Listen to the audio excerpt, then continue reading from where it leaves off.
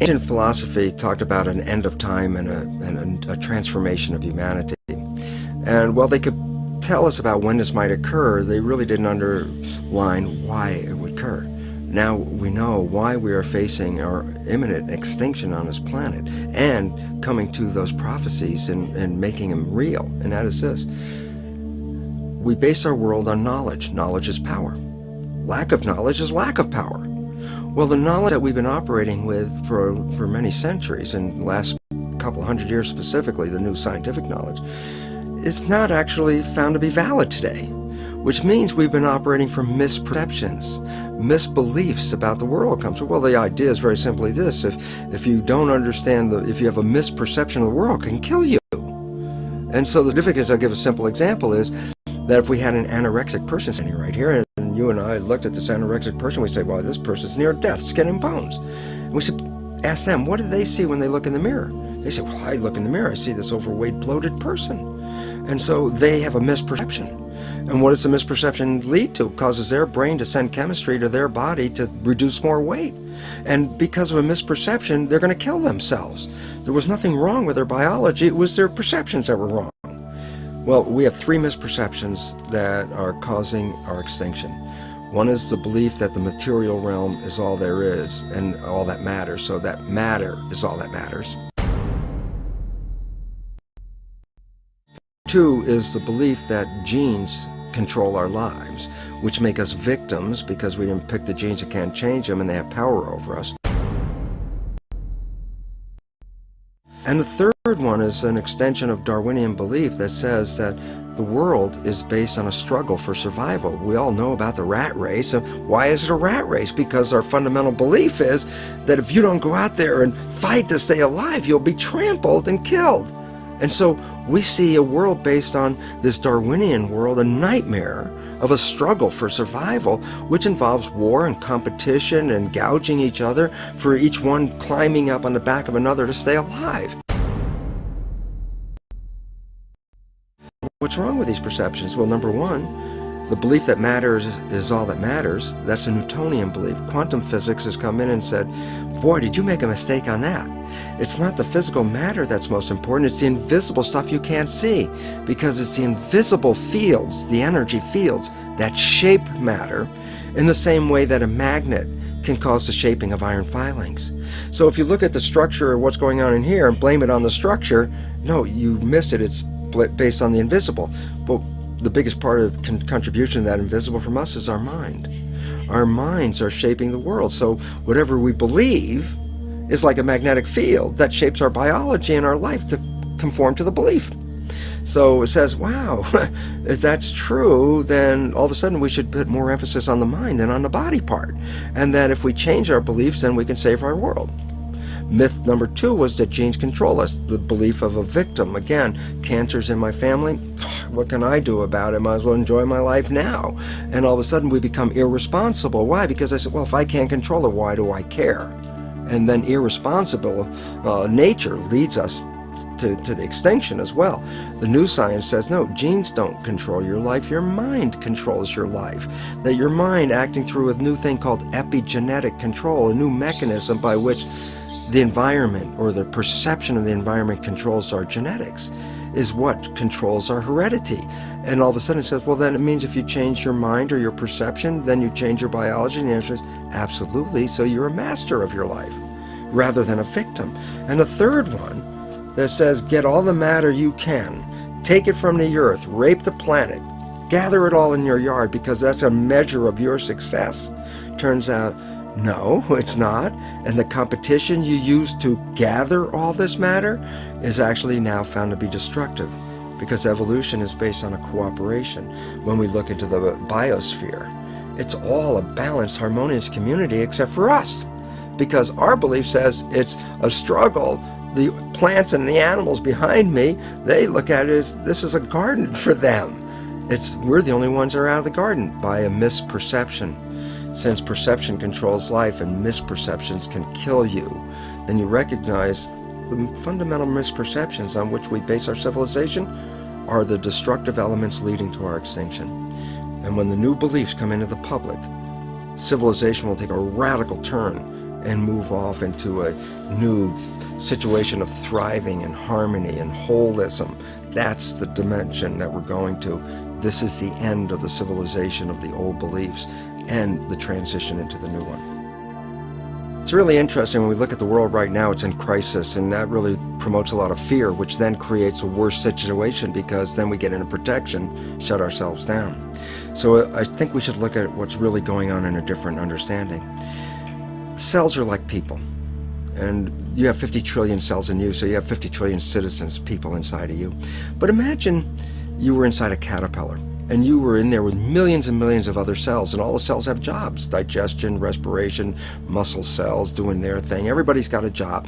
Caterpillar's growing. Everybody every day at the end of the day go, wow, man, we were working today. This thing is building. The caterpillar's getting bigger and bigger. The economy in that caterpillar's growing. So you as cells inside, you don't see the outside world, you see the inside world of your universe of cells as workers and all that. And you're looking around saying, yeah, system is growing, economy's great, everything's wonderful.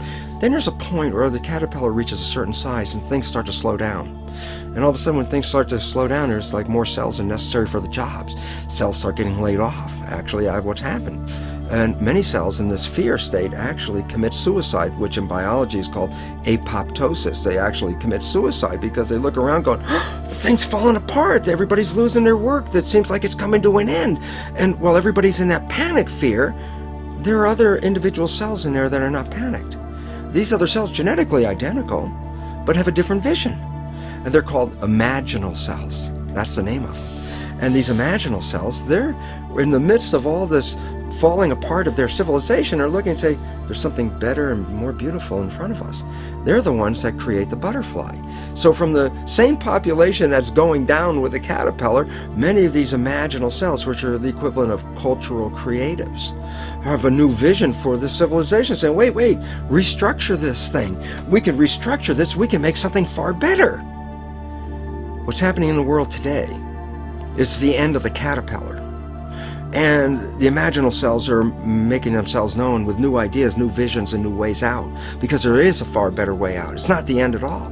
And most importantly, it's the young people have to recognize they're the population of imaginal cells, because it's up to them to take what was brought into the civilization and restructure it so they can build that butterfly civilization that is far more magnificent.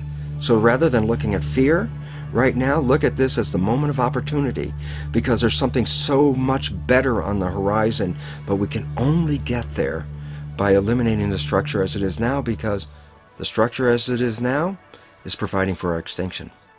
Why is the myth perception of genes such a problem? And the answer is, if you buy that genes control you, then you buy yourself as a victim. And as soon as you buy yourself as a victim, you let go of your power in creating life. The new science of epigenetics totally reveals that this is not true, and in fact takes the mind and uses that as the shaper of the physical world. The third myth perception that is affecting us right now is a Darwinian belief that evolution is based on a struggle for survival, with the fittest being the winners. So that, what does all this lead to? It leads to a belief of materialization, that matter is all there is, and that people fight over the matter, because whoever has the most matter wins, according to the Darwinian theory of having the most and being the winner and being the fittest. And it makes a whole world based on competition. And the new science completely undermines that whole thing, because the new science says evolution is based on cooperation. And if you don't cooperate, then the whole thing is lost.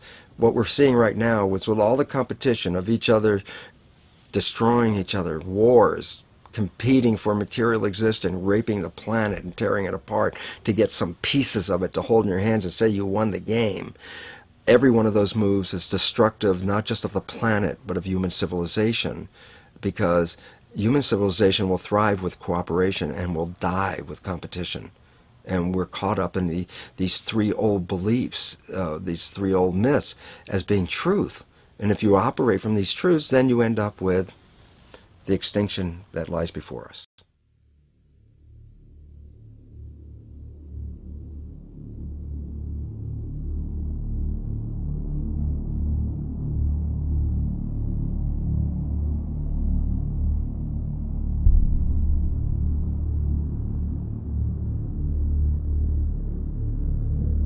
Nice to see you, Michael. Good to be here, Gary. This, I believe, calls into question Darwinian's theory of evolution.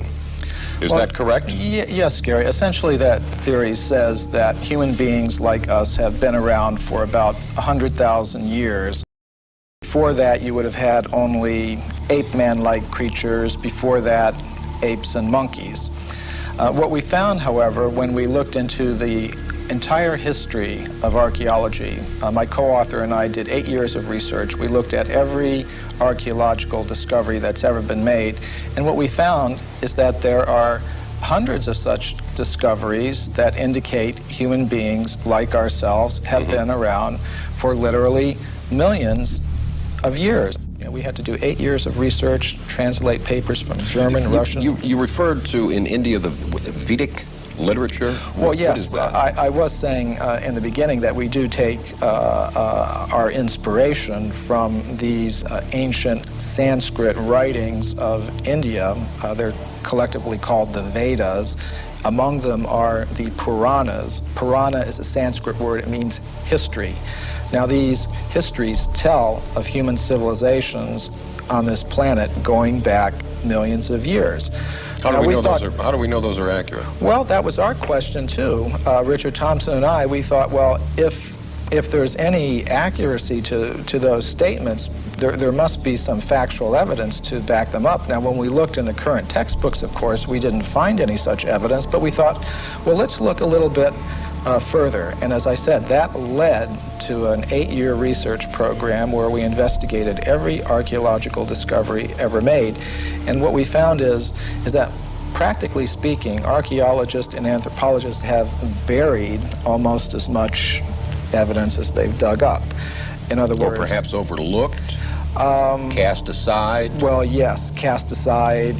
And there have been some outright cases of suppression where people who have reported such things have had their careers ruined.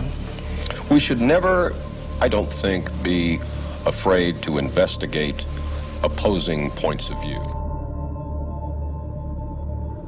This human person who looked like us, existed millions of years ago, did not evolve from an ape, as we are led to believe in the Darwin theory. Why has this evidence been suppressed, and what kind of evidence have you found to support this? Well, I'll give you a very good example. Now, one example from historical times is during the California gold rush days, miners were digging tunnels thousands of feet into the sides of mountains. Now, the rock in these mountains is over 10 million years old. So when they were digging these tunnels, they were finding human skeletons, they were finding stone spear points, they were finding mortars and pestles, hundreds of them at dozens of locations. Now, all these were gathered together, reported to the scientific world by J.D. Whitney, who was the state geologist of California. And he published a massive book about them by Harvard University. Harvard University was the publisher. Now, what happened to these artifacts? Why aren't they on display in museums? Why aren't our children taught about them in schools? There was a very powerful anthropologist at the Smithsonian Institution named William H. Holmes. And he said to Whitney, "You, Dr. Whitney, if you had understood the theory of human evolution as we understand it today, you would have hesitated to announce your conclusion, namely that human beings existed millions of years ago, despite the imposing array of facts with which you were confronted." In other words, simply because the facts didn't fit the theory, the facts had to go, and so did Professor Whitney. But back then I would imagine that they did not have the scientific procedures to identify the exact age of bones and matter that we have today. So can you be confident that this researcher was able to give a time for these bones that were found? Yes, we checked with the modern geologists about the age of the deposits. Now, these things continue to be discovered today, for example. And a vast amount of evidence showing that human beings like ourselves have been around for millions of years has been systematically suppressed. And I can give you some examples.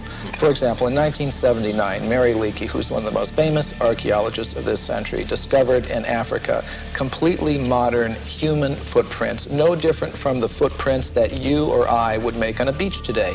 Now, the thing about these footprints is they were found in rock that was dated 3.6 million years old. And that throws out completely any idea of human origins that's current today. Why would anyone want information like that suppressed? What possible advantage would there be in that? Well, power, prestige, money, there's a lot riding on it. If even one of the hundreds of cases that we document were found to be true, accepted, that would mean that everything we've been told about human origins and antiquity for the past 150 years is simply not true. And I don't think that the current establishment is ready to admit that.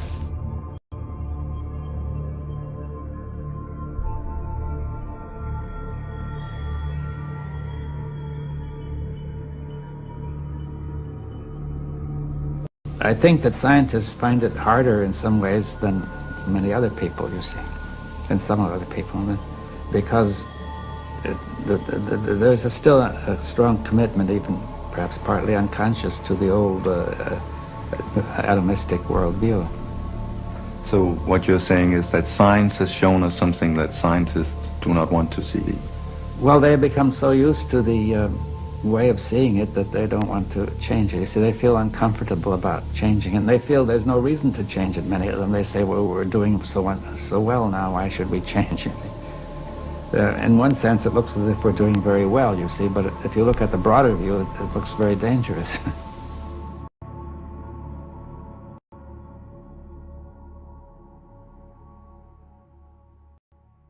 In the 40s, there was a scientific magazine called The Geologist, and it reported that in Macoupin County, Illinois, which is right here in North America, in the United States, a human skeleton, just like ours, had been uncovered in a coal mine, in solid coal 90 feet deep underneath the ground. Now, Richard Thompson and I were able to discover from the reports exactly where that occurred. And we talked to the Geological Survey of the state of Illinois, and we asked them, well, how old is the coal there? And it turned out it was 300 million years old, which means it's older than the Jurassic, that word that everybody knows now, that refers to the dinosaurs. In other words, it was older than the age of the dinosaurs. Wow. Okay, so that throws a whole new spin on it. Yes, indeed it does. And some of the scientists who have read the book have obviously recognized that. For example, William Howells, who is one of the big anthropologists of this century, one of the architects of the current paradigm, he said, well, if what you say here is true, it more or less throws a monkey wrench into our whole picture of how life originated on this planet. And I think it does. Something you alluded to a few moments ago I want to bring up again. You talked about man coexisting with apes and coexisting with another kind of ape-man creature, and you again mentioned North America, and I think, of course, there's always been a lot of interest in Bigfoot, which is essentially where this is coming from. Some of the information that you brought forward is that this is just a descendant of this same wild man creature that was existing years ago. That's a distinct possibility. Now, when I first heard about this subject, I was extremely skeptical, but what turned me around is when I began to read reports about these creatures by very well-respected anthropologists. For example, Grover S. Krantz, who's at the University of Washington, up in the Northwest. he has extensively studied the footprints of these creatures, and he says they're biologically convincing. There is no possible way that they could have been hoaxed, and he's pretty well convinced that these creatures do exist. So that's the sort of thing that convinced me that there is a very good chance that they're there, and from the descriptions of these creatures, they seem to match very well some of the descriptions that we get of the ape-man-like creatures that supposedly existed millions of years ago. Okay, so, but yet we keep coming around to the same thing. People just don't want to believe it. They just, like you said, well, they're skeptical. They go, oh no, that's just a hoax. They're not hearing the information that noted scientists are finding. Well, all we really wanted to do in our book is put the facts on the table, all of them, not just the facts that you will see in the current textbooks, but all of the facts that are relevant to this whole subject, and let people draw their own conclusions. One of the questions I first came up with when I was reading the book that you did answer in the book that I'd like you to explain was that I said, well, gee, don't we have all these machines now that can look at the footprints or the bones or whatever, and that will just tell us how old it is? Oh, this is a very common perception. We have such faith in technology and those who employ it that when we hear about things like carbon-14 testing or potassium-argon testing, we think it really is a very simple process, almost like you pop something in the microwave and boom, it comes out. It's not like that at all. These are very complicated procedures. What I found in practice is that scientists may run several tests on the same piece of bone. Some of the ages will be very great, some very small, and they will tend to pick the date to publish in their scientific literature that most fits the idea that they start out with about how old the fossil should be. Now that often happens. What do scientists and researchers have to gain by distorting their findings? I mean, you would think that if they truly think that they found evidence of man pre-existing the dates that we take for granted right now, that they would want to be published, that they would want people to hear about this, that they would get their name up in lights, as it were, as making this remarkable discovery. Why is this so suppressed? Well, there are tremendous pressures for conformity within the scientific community. For example, for every academic post that opens up, every professorship that opens up in an American university, there are generally hundreds of applicants. And it does not help your reputation if you go reporting things that should not be reported. It could be very bad for one's reputation, and in our book we document several cases of that.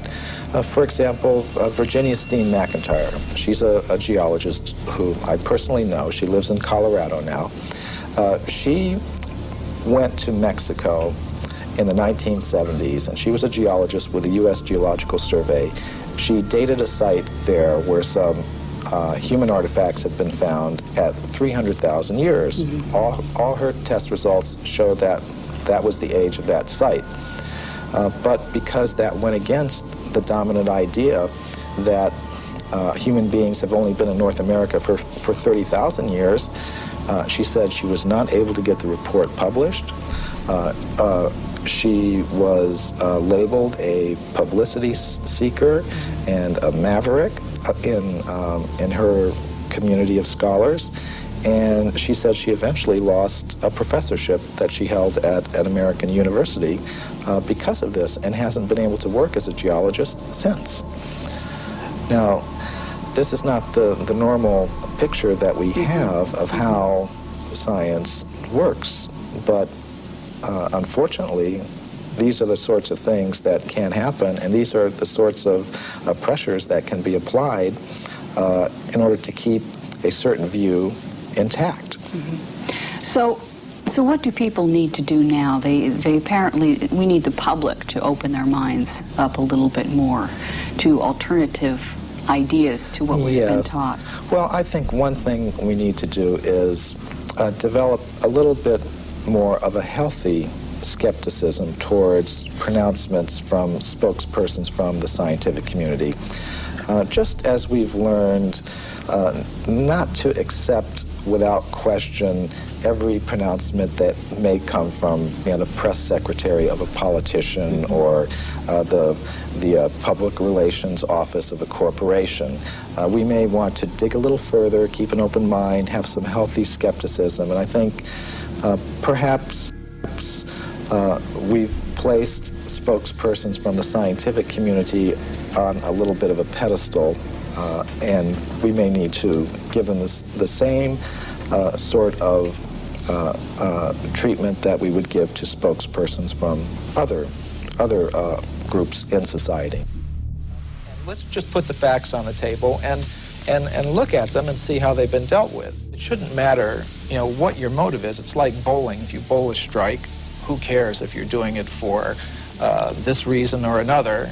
I mean, facts are facts. Now, the facts that we've uncovered... Well, we know statistics can be distorted for whichever way someone wants them to be distorted. We know that. Right. You and I could take the same statistic and change it around and make it look different. So let's look at them. You have talked in terms of the fact that scientists don't cheat. That's a myth. You say there's actual cheating going on. Oh, that's very well documented. For example, the Piltdown case is a very famous case that documents that. Now, what that has to do with is early in this century, there was a purported discovery of an ape man in England based on a skull and a jawbone. And this Piltdown ape man, was in the science textbooks for about 40 years.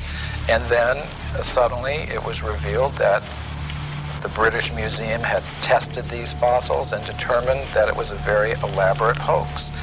And many people have speculated about the identity of the person who was the hoaxer, and practically all of them center on different scientists in England, such as Sir Grafton Elliott Smith or Sir Arthur Smith Woodward, all very well-established scientists in England, because only somebody who knew the scientific method very well could have prepared these fossils in such a way that they would have fooled the scientific community all around the world for 40 or 50 years.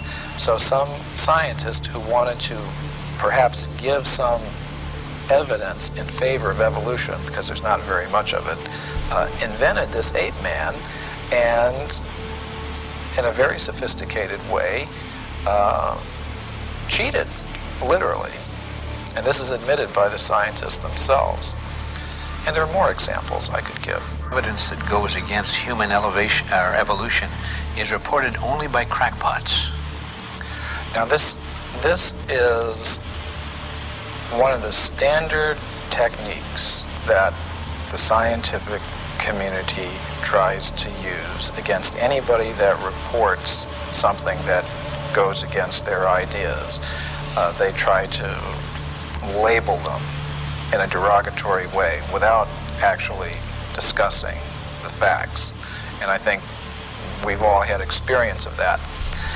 But the real facts is that actual scientists have, over the past 150 years, reported many astounding facts that go against the theory of evolution.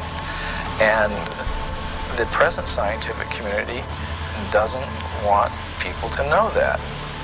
They want to promote the idea that anybody that's against evolution is somehow or other a religious fanatic, a crackpot, but it's simply not true. And I've personally met scientists who have discovered some of these things, and what happens to them is it's very unfair, the treatment to which they are subjected. We're going to go to Anton in Brookfield, Wisconsin. Anton, how are you? Fine, thank you. Your comment. I've often wondered how the perfect complementary male-female systems of reproduction could have evolved from unintelligent life forms? You know, Anton, not only is that a good question, but also the point is if evolution occurred, it'd have to be simultaneous evolution of both species at the same time. Right. Because if it took 1 million years for the female to evolve, it would have kind of messed up the whole procreation thing, wouldn't it? Right. That's my question. A good question. Stay right there. Michael Cremo, your response. Well, I would like to put together a book called Darwin's Fairy Tales. And I think that would be one of them. You can just look at so many examples of complex structures and behaviors in different creatures, whether it's how the spider learned to spin its web, or how our human reproduction system came about, or any of these things. They're a complete mystery. They're not explained even theoretically by the evolutionist, and what they do is, when they want to explain anything, they just wave their magic wand and said, it happened by evolution. And that's why I call it Darwin's Fairy Tales.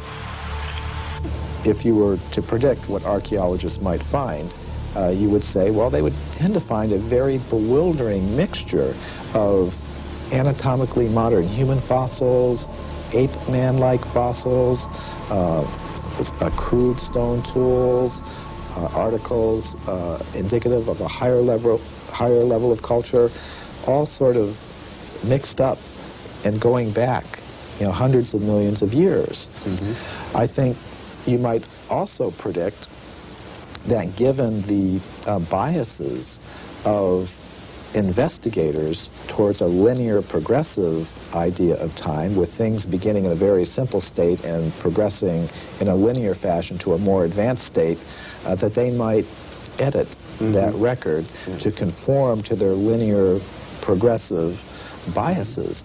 And indeed, both predictions we found in our investigations do come true. You actually do have that very bewildering, mixture of advanced artifacts and bones mixed up with more primitive ones, going back hundreds of millions of years. And you also do find a very systematic editing of this record to conform to a linear, progressive, you might call it evolutionary, view of things, which is quite amazing. Of course, if we have this sort of cyclical picture, circular picture of things, much of conventional science will need to be readjusted. There's still a strong commitment, even perhaps partly unconscious, to the old atomistic worldview. So what you're saying is that science has shown us something that scientists do not want to see. Well, they have become so used to the way of seeing it that they don't want to change it. You see, they feel uncomfortable about changing it, and they feel there's no reason to change it, many of them. They say, well, we're doing so well now, why should we change it? In one sense, it looks as if we're doing very well, you see, but if you look at the broader view, it looks very dangerous. People are talking about this new worldview that's coming up these years. Do you see a new worldview coming up in the Western world? Well, in a certain part of the Western world, yes. I think a worldview in which there's more focus on wholeness, on process, rather than on analysis into parts and more static constituents. But does that come up because we want it, or because we are forced to take on it? Well, probably both. I mean, that is, I think a certain fraction of the people want it. Perhaps they're tired of the old one, they don't feel it's working. And also there's some evidence for it, I think, especially in physics, and probably in other sciences as well. The evidence in physics comes partly from relativity and partly from quantum theory. Perhaps more from quantum theory than relativity. This Again, all of these you see combine to the notion that the universe is a kind of indivisible whole rather than analyzed into constituent elements which interact as separately existent. So the classical level, Newtonian level, is explained by quantum mechanics as a limiting case of a more, so that you have a whole, but the whole determines itself to behave somewhat like independent parts in many cases. So even whether it's going to be behaving like parts is determined by the whole, right? But what we can see is the parts rather than the whole. Well, we see, in physics, we see the parts because that's the way we approached them the last few centuries. I don't know if, you see, I think our perception is influenced by our way of thinking so that we accept this mechanical way of looking at things. But if you went back 1,000 or 2,000 years, I don't think people actually saw the parts as primary. The way we see it depends on the way we think, you see. We actually make up everything in the sense all these theories are made up by us, but in these theories we place the parts, we may either place the parts as fundamental or the whole as fundamental. Right? Now, the quantum mechanics is placing the whole as fundamental. That's, I think, the most basic change it makes, right?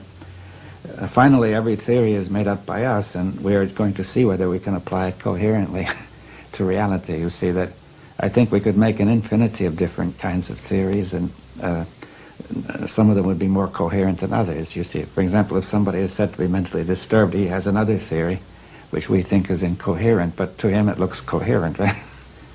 Because we can always ignore what is not working, you see. Or we say we'll solve that later. You just said that in reality we make it all up, not just the parts, but also the wholes. Could you explain? Well, I think that's the question. What is the relationship of theory to reality, you see? Now, one view is that it reflects reality, you see. Now, I think that it corresponds to reality. I think that view is only limited, right? Like a map is said to correspond to a city, but there's nothing on the map that corresponds to anything in the city. In the map you see dots of print, and the city, which is very vaguely defined, the city is also vaguely defined. So what corresponds is certain abstractions that we abstract. Right? But the map, the real test of the map is that it guides us correctly in the city. And if it's a wrong map, we will find incoherence, right, in our action. Right? Now, you see, so therefore we make it all up, but the question is how coherent is it when we try to make it work? You see, that's really the key. Some theories are more coherent than others, but it's often hard to tell because when we come to a theory as broad as a worldview, we find it very hard to detect incoherence because the worldview tends to state that things that don't fit are irrelevant, or else says we're going to get them in order later. We haven't solved that problem yet. So incoherence can easily be not noticed, right? But if people are and also people would like not to have their worldviews questioned, because they have got used to them and feel comfortable with them. So therefore, it's very hard to question a worldview.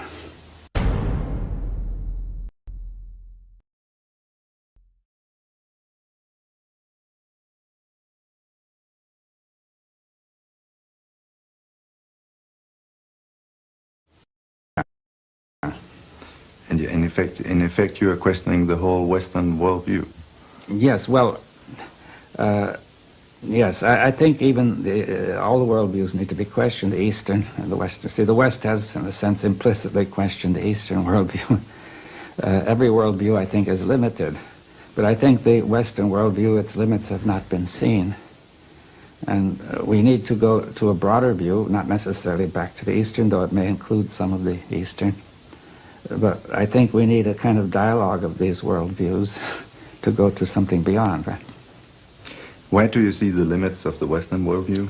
Well, just in the way of saying that it focuses too much on analysis and it tends to lead to fragmentation, you see. Now, what I mean by fragmentation is not just division, distinction, but because the parts in the whole are correlative concepts, you see. A part is a part only because it's part of a whole, like a machine or a watch, right? Now, a fragment is something it means break it up, you see. That's the root of the word, to smash, right? So if you smashed a watch, you would get fragments. Now, the Western view, it aims at getting the true parts of the universe, but in some ways, perhaps it gets fragments, not to some extent in physics, but much more so in fields like biology, psychology, sociology, and so on. Right? Now, if you break it up falsely into fragments, then you have confused. You see, you're going to treat these as separate when they're not, and also you're going to unite what's in the fragment when it's not united, right? So it leads to confusion. So in the West, you tend to confuse the part for the whole and vice versa? Yeah, you get confused about the part and the whole because you take a fragment as an independent whole.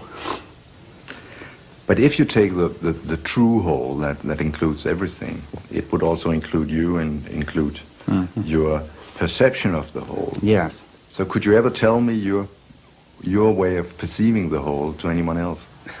Well, we can have a dialogue and begin to exchange, you see. In other words, I can't tell you unless we're talking together. You see, we have to exchange our views on that, right? And perhaps now, and then there comes the problem that people are ready to listen to somebody else's worldview, you see, seriously, without resistance, without opposition. But I think the observer is an intrinsic part of the whole. That's what quantum mechanics is teaching us too in physics, right? That the observing instrument is just as much part of the whole, and therefore, because of the possibility of these non-local interactions in quantum mechanics, when an observation is made, the two systems are not really distinct, you see. Therefore, they participate in each other, and you cannot therefore get an unambiguous meaning to the measurement, right? The same happens between human beings. You see that if somebody tries to measure somebody else, talk to him, there's a mutual change which makes it impossible to get an unambiguous attribution of qualities. It's not possible to say what David Bohm would have said in another interview. No. Tomorrow at the same time. No, because we're participating together, so what I am is affected by what you're doing and what you are, and vice versa, right? That's exactly the sort of thing that happens in quantum mechanical observations. Okay, if I say then that when I think about the whole and the part, I end up understanding that if you understand the whole, you're not able to tell it to anyone else because then you step out of the whole and become a part.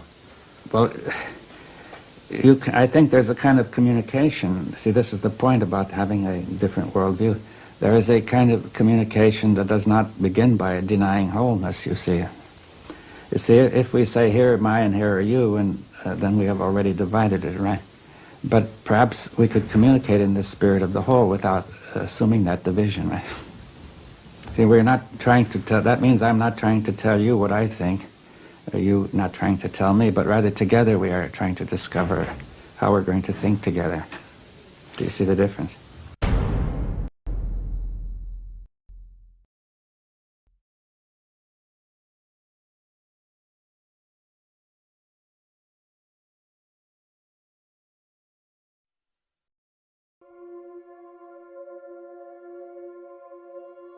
So you eventually became a biologist. What did you actually learn then?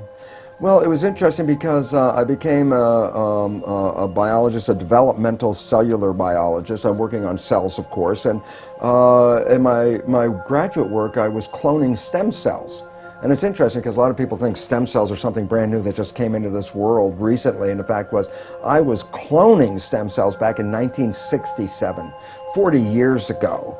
And the significance was, while I was doing this research, I was also teaching medical students.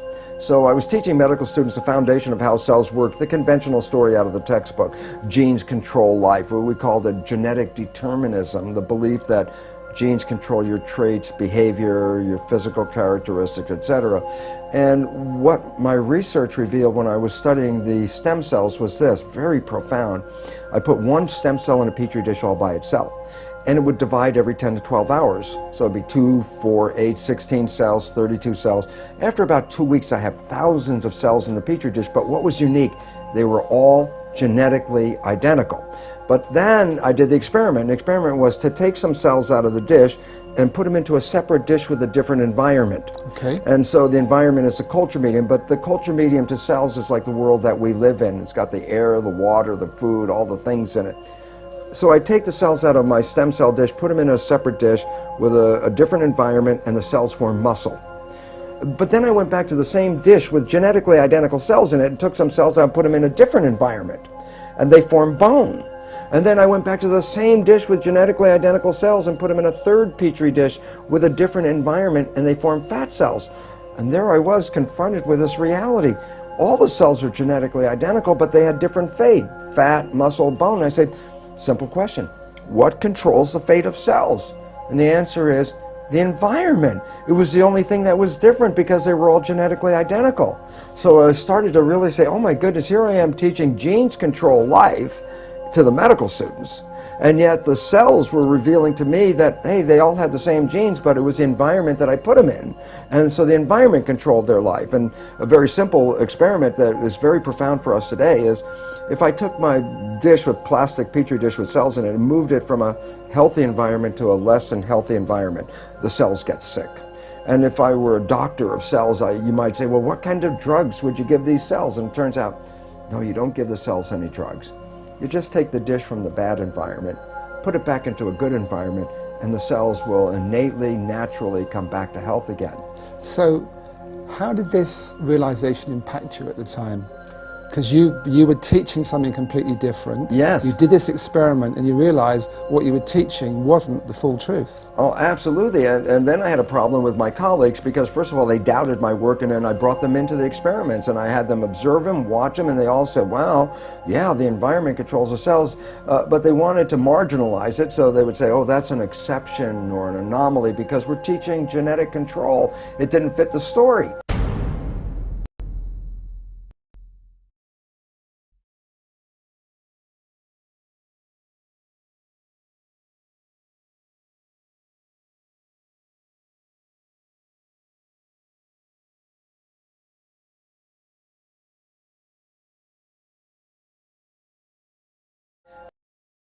Tenure. I had tenure at the university. I walked out of the university and said, look, I can't keep my integrity and at the same time teach something I know was patently wrong. So I walked out because I saw that teaching the belief that genes control life was very, very incorrect. And it's very interesting because I did that in 1970. Now that's like 40 years ago. And guess what? The new science that is just coming into the forefront of our world today is something called epigenetic control. What I was teaching was genetic control by genes.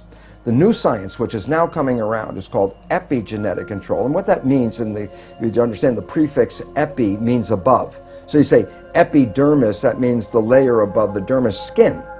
If I say epigenetic control, literally it says control above the genes. And this is the new science. And why is it profound? Because when you teach genetic control, you teach victimization. You didn't pick the genes as far as we know. The genes control your traits. You can't change the genes, so you become victimized by your heredity. And the new science, epigenetic control, reveals how your response to the environment, as you change your response to the environment, you change the fate of your cells, just like in the Petri dish. That makes you a master because you are the one that has the opportunity to change your perception and response, so therefore you're the one that controls your genes.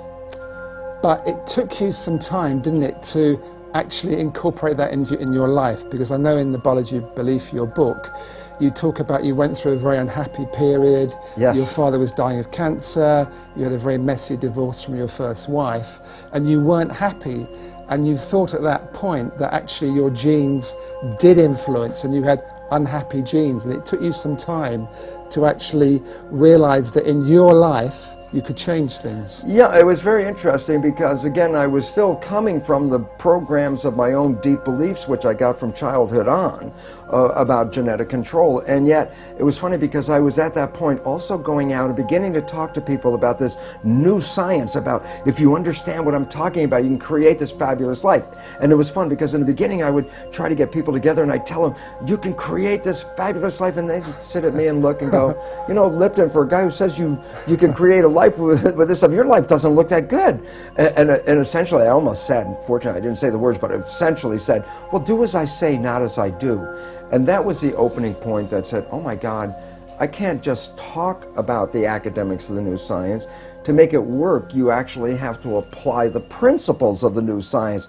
And that was a change point in my life where I said, well, I'm not going to lecture on this unless I verify to myself that by influencing my personal beliefs and attitudes and things that I can change my biology. And it was wonderful because it only took just a short time to realize how I manifest profound changes in my life by taking in the understanding that how I see the world, my perceptions, control not just my internal biology and my genetics and behavior, but it controls how I create in the world around me. So I went from a world of almost self-destruction into this world of more mastery. And the most exciting thing is I found since that time that I absolutely live in heaven because I've created a life. But let's look at practically how you did that, just so people pick up a few clues.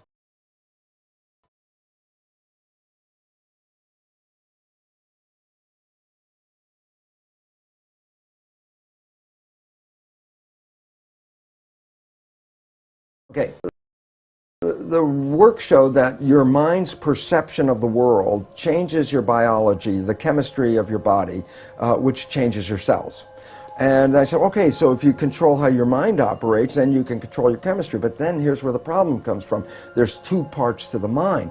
The conscious mind, which has your personal identity, your spirit, your source attached with it, is a creative mind. The conscious mind can see into the future, can review the past, solve problems.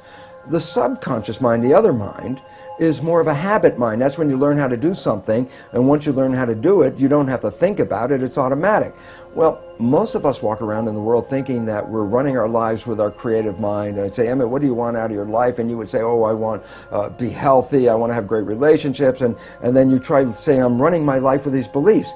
But science has now revealed that we only run our lives with our conscious mind at most about 5% of the time. So we're running on these subconscious programs. 95% of the time. Okay. And then the issue is, well, where'd you get the fundamental programs that you operate from? And here's the thing I learned is that it's in the first 6 years of our lives that the brain is in a functional state, an EEG state, the electrical activity, that is not even in consciousness. A child doesn't even reach conscious brain function until about 6. So the first 6 years of your life, your brain function is lower frequency, it's called theta, which is like a hypnagogic trance, a hypnosis. So the first 6 years of your life, you're like a television camera, recording everything around you, everything you observe, just going in from your observations into your programming. So we acquire beliefs and attitudes and behaviors, not from ourselves, but from our parents and our family and our community. These become the fundamental beliefs. A very interesting point. The Jesuits were very proud. They would say, give me a child until it's 6 or 7 and it will belong to the church for the rest of its life. What they were saying was what they knew, which science is now finding out. The first 6 years are programming. Yes. And whatever program you get, that will be the rest of your life. So that's why they said, just give me the first 6 years. And it turns out they were precise. The first 6 years is download a program, and that's when you get your behaviors from those around you. So you were able, by realizing this, to then look at how you were living your life on a practical level and say, I am not going to be governed by these pre-programs. I am going to live my life in a more conscious way. Am I oversimplifying this? Yeah, that's a fundamental statement of how it works, but it's not as easy as, oh, okay, I've just changed my thinking about it. It's like, well, because as the thinking is not that much in our control. The brain is operating, as I said, 95% from the subconscious. But how did you actually then get results in a relatively short space of time? Well, the first thing, how does the subconscious learn? And that's a very critical thing. The conscious mind can learn from reading a book. So the subconscious mind can read a self-help book and you go, wow, that sounds really great. And then you find you read the book, but your life is still the same. And it turns out, why? And the answer is because the subconscious mind is more of a habit mind, things that you repeat over and over again. Yes. So the reality is, if you can stay conscious, be present, And when those negative thoughts come in our head, and psychologists tell us 70% of the time, the thoughts that are going through our head are negative and redundant, so the same negative thoughts are going through. If you could stop those thoughts, if you could hear them as they come through, like, oh, that's not going to work, or this will never happen, those kind of thoughts. If you can hear them and stop them consciously, say, no, change the belief right there, just give the more positive thing. As you repeat this more frequently and you keep repeating it, the subconscious mind begins to learn. So as a habit, if you stay conscious, and you have to work at it, and here's why people say, well, how come only 5% from conscious mind, 95% from subconscious? Because the conscious mind can think into the future and think into the past and solve problems. Then think about it yourself. Most of the time, you're thinking about something. Well, if you're thinking, you're using the conscious mind. Well, if you're using the conscious mind for thinking, then who's running the show? And the answer is, when you're not paying attention and you're thinking about what I'm going to do tomorrow, your subconscious is running the show. So you used the words, be present. Be present. Which be mindful. We hear a lot. So be mindful, which really means be aware of what's going on. So you get an automatic reaction, you're aware of that, and you say, I don't want to go there, that's an old pattern, and you look at a new way to be in that situation. Exactly. And you have to repeat it over and over again, because if you think, well, I got mad at myself yesterday because I repeated that same stupid thing, and I got mad again today because I repeated the same stupid thing, and then people give up because they get frustrated. And it's like, no, it's a habit.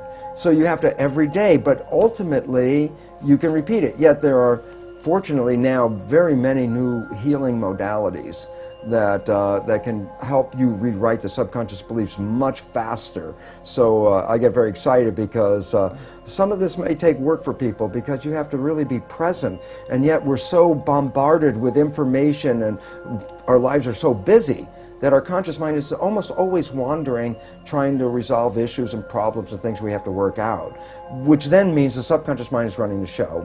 And it's very interesting, because most people will be very familiar with this story. I tell it to my audiences and they all laugh because they're familiar with it. I say, look, you have a very close friend. You know your friend's behavior. And you happen to know your friend's parent. And at some point you see that your friend shares the same behavior as their parent. So you casually volunteer, you go, you know, Bill, you're just like your dad. And that's when you have to back away from Bill. Because Bill's the first guy that says, how can you compare me to my dad? And everyone laughs because they're familiar. But I say, no, there's two very profound points from that one story. And profound point number one, everybody else can see that Bill behaves like his dad. He got his programming from his dad. It's only Bill who doesn't see it. And profound point number two, we're all Bill. Because all of us got programming, and all of us operate with these programs, and we don't even see we're doing it, that we, even when told we're doing it, will deny that we do these behaviors because we don't even see when we're doing it. That's why it's called subconscious, below conscious. Because you went from, and I'm quoting from your book, wanting to be anyone but me, to being, I think you quote yourself as the happiest man in the world. You felt so happy. Oh, you proved that this can work. Well, I had to, because I said when I first started talking about it, it was from an academic, conscious point of view. This is what I learned. But my subconscious programs are still exactly the same. So, well, I had this wonderful knowledge. My life still wasn't anything I wanted to brag about it, because it wasn't. And as you know, that old game, well, who would you like to be? And I could think of anybody I'd rather be than me. And yet, when I started to apply the new science and rewrite the subconscious so it supported me rather than the programs of limitation or disempowerment that we get from our parents and our community as children, which almost all of us get. When I put in the new programs, all of a sudden I started to find, my goodness, my life completely turned around. All wonderful things started happening in my life. I was healthier. I haven't been to a doctor in 20 years. I don't need that. I don't take any of their drugs. Why? Because most of the illness is just from the stress of not living in harmony. And when you learn to get rid of the limiting programs that we got as children and put in programs that support you, guess what? Then all of a sudden the place turns into heaven. It's interesting. People, I tell people, well, you create your own life, and then they look around and go, I don't want responsibility for this. But I say, well, you didn't know you were creating with these unconscious beliefs.